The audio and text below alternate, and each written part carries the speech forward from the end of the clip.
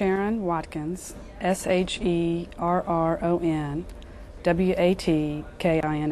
And what is your title? Vice President. Okay. For Enron Broadband? Enron Broadband Services. Okay, perfect. Now, for real, for the analysts. Can you just give us some information about your background? What did you do before you came to Enron? Before I came to Enron, I was working for MG Trade Finance Corp. In New York City. MG was a competitor to what was then Enron Gas Services Oil and Gas Producer Finance Group. I was in charge of monitoring and maintaining their commodity-based portfolio of products sold primarily to oil and gas producers, refiners, and base metal mining companies. Okay, let's find a way to shorten that. Okay. From the broad picture, what did you do, not necessarily where you were? Okay. Before you came to Enron, you were managing... I was managing a commodity-based finance portfolio for a New York-based company providing oil and gas producer finance, refining finance, and base metal mining company finance products. So that one again, and start by saying, before I came to Enron, and then just say the rest was perfect. Okay. Before I came to Enron, Look at me. okay. Before I came to Enron, I was working for a commodity finance shop in New York City. I was managing their portfolio of commodity-based finance products sold to oil and gas producers, refiners, and base metal mining companies. That's perfect. How many years have you been at Enron? I've been at Enron a little over 7 years. Can you look at me and start? Okay. I've been at Enron a little over 7 years. Okay. And what are your current responsibilities? Okay. Hold on, let's wait for the people to walk by.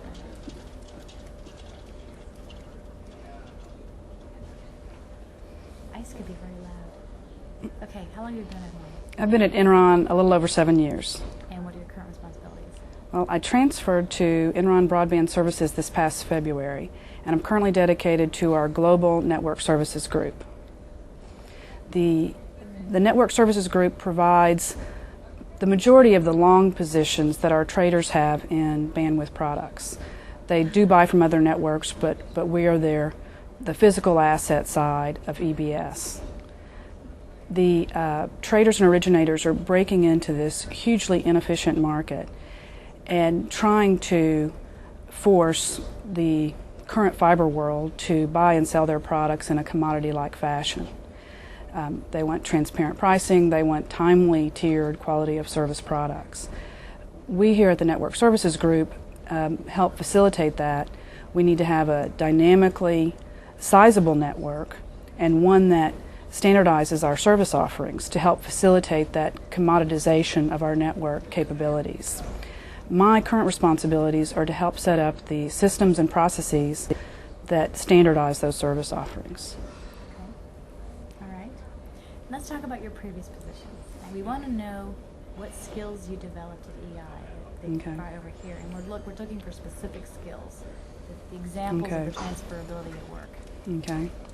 Well, I started at Enron in Enron Gas Services, managing the JEDI portfolio of assets, which was our 50-50 investment vehicle with CalPERS. In '97, I moved into a metals and mining origination effort that was internationally based, and in '98, I moved into our mergers and acquisitions group, focusing on Asia Pacific. All of my positions, I was either managing an asset position or acquiring an asset position that were all commodity-based with related physical and financial price risk management products sold to our trading group. In my current role in the Network Services Group, we are trying to also facilitate that sort of commoditization of the fiber world. And so the skill sets transfer nicely because I've seen the process work in the past. I've seen us I might have to start over on that. That's great. You're going the right direction. You're going perfectly. Okay. I've seen Enron charge into inefficient markets in the past and create efficient trading markets. In the international arena, we created efficient trading markets in energy where none had existed previously, and we're trying to do the same for the digital fiber transport world, or we're trying to do the same for the digital transport world. Can we just say do we say trying or we are doing it? And we're doing the same. I'd say that's what we're doing. Instead Okay. of trying to. Okay. So I've seen Enron charge in inefficient markets. Okay. Enron chases inefficient markets and tries to create transparent pricing, liquid markets. We've done it in oil and gas. We've done it in certain international arenas where we came in and created efficient energy trading markets where none had previously existed. And we're doing it in the digital fiber transport world. Sherron, That was outstanding. That was good. But I like how you said the first time where you said what you did as opposed Okay. to Enron. You know. Okay. In my prior positions at Enron, I've always had an asset position focus or a focus at acquiring assets, all that were commodity-based with related physical and price risk management products sold to our trading group. In the network services group, I am trying to standardize our network service capabilities, a fixed asset side, into products and services that can be commoditized and sold into our trading group as Enron makes efficient, timely tiered quality of service products available in the digital transport world. You are good. So that's it. That He is work? Good. Yeah, that Okay. was perfect. Good. Okay. Good job. The way that Enron. You're doing great. Well, you really are. You're earning your check today. The way that Enron mobilizes its workforce, this transferability, you get skills and people. What do you think of that, and why do you think it gives Enron a competitive advantage? I think Enron has a competitive advantage for two You reasons. start over and look at me. Okay. Enron's people are amazing. They're great to work with. The brainstorming sessions that go on are just incredible. I think our performance ranking process has a lot to do with that. We are constantly looking at how we're going to be compared to our peer group and what have we done in the last 6 months.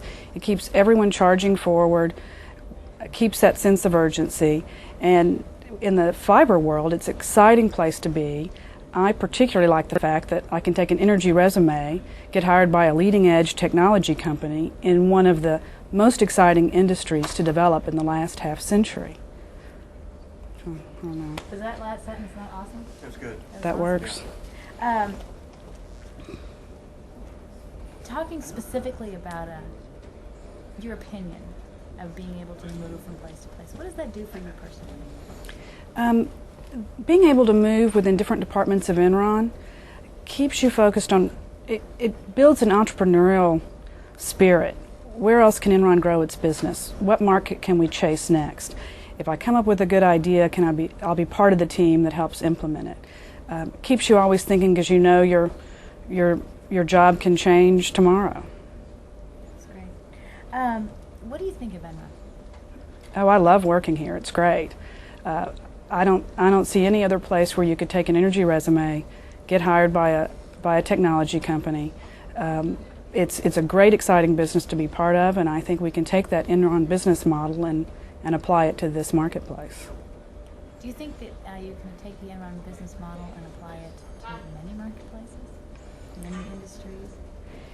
It works where Enron adds value, and we're looking for products and services that can be commoditized. And that's difficult to assess. You have to make sure that the regulatory environment, the investing environment, the ability for a market to be liquid is there. If it is.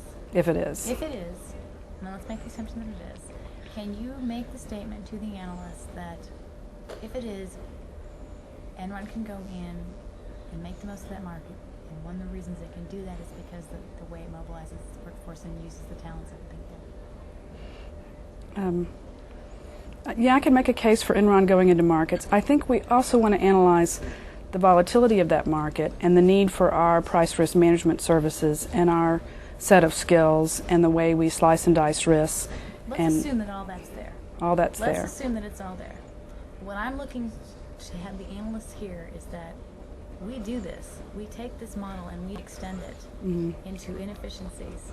And we can do that because we have amazing people who have amassed these skills and are ready to go. Okay.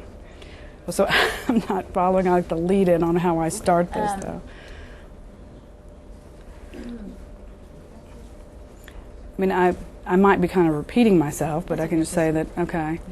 I can visualize where Enron wants to take our network services group and where we want to take our bandwidth trading group, because we've done it in the past. We've walked in and chased inefficient marketplaces, created transparent liquid markets, and I've seen it in the domestic oil and domestic gas and electricity business. I've seen it in certain international arenas that we entered into in the mid to late 90s, and I believe we can do it in the fiber world. Do you believe that this transferability of people has anything to do with the ability to do it? As I'm trying to make the link between the mobilization and applying the business model. Okay. The transferability of people is key to Enron being able to enter markets that it hasn't been in the past and create transparent liquid pricing and markets. And we're able to do that because we take people that have done it in the past. You can visualize where you want to go and make it happen. Because the people have the skills? Because the people have the skills. They've seen it. That was it. That nailed it. Anything else that the analysts, need to know about this people strategy that Enron uses? Anything else that you can think of you personally would like them to know? Well, I don't know if it's a message that we want to give. We'll edit it if not. Okay. Yeah. Well, I just have an observation about Enron. When I started 7 years ago, there were people in charge of various groups and processes that would still be in charge in any other Fortune 100 company. And Enron stays hungry and continues to kind of high grade people and put them in charge of things when they've maintained that sense of urgency. It's back to the ranking process. And I think that always keeps a fresh look, a new look, an entrepreneurial look going throughout Enron that doesn't exist in other companies. So other companies, would they come in and stay in a position? Oh, in any other companies, those same people would still be running those shops, and we'd be stagnant, and we wouldn't be attacking new markets, and we wouldn't make the progress that we do. So it's not that Enron jettisons these people. They're still here. Can we make that point? But that's where I don't even know whether you even want to use it, because just go ahead and say it. So it's not that Enron gets rid of these people; it's that it moves them. Yeah, and we're not talking about the people that were in charge of former projects move on to other things. Their experience is still valued. They move on to new things, and new people move into old roles, but with a fresh viewpoint. Let's say that one more time, because that was awesome. But I heard the elevator at the very end. That was great. I don't know if I can say that again. It's we move people into new roles. We move experienced people into new roles so they can take their perspectives into new markets, and we move the younger, less experienced into old roles, but they bring a fresh, new perspective to that old position. But I don't know that was great. It works. I loved it. You did good. I loved it. Anything else? Sherron, you did a very, very nice job. Very nice. Okay. Thank you. Good job. People tape is in? Joe, get people tape in? All right. For the transfer.